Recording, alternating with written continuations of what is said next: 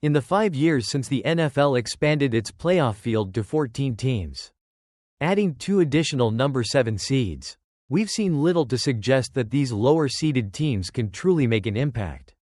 This year was no different, as the wild card round saw the Buffalo Bills and Philadelphia Eagles cruise past their respective number 7 seed opponents, with the Bills dominating the Denver Broncos 31-7 and the Eagles dispatching the Green Bay Packers without much trouble.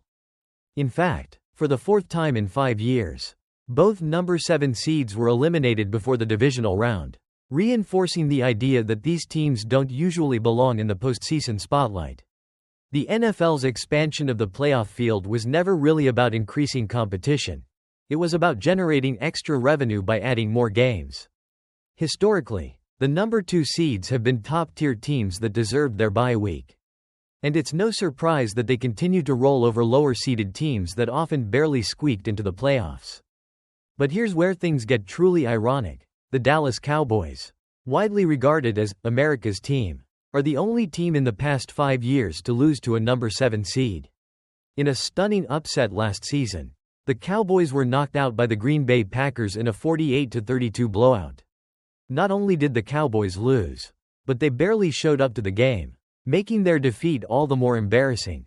This particular stat is hard to ignore and feels almost poetic. In a season where the Cowboys were touted as Super Bowl contenders, they ended up being the only top seed to falter against an underdog. The defeat stings even more given the hype surrounding their roster and the expectations set by their owner, Jerry Jones. It's a painful chapter in the ongoing saga of a franchise that often falls short when it matters most. So, while the NFL's expanded playoffs haven't exactly delivered on the promise of thrilling competition, the Cowboys' historic loss to a number 7 seed is a stark reminder that even the most hyped teams can come crashing down when it counts.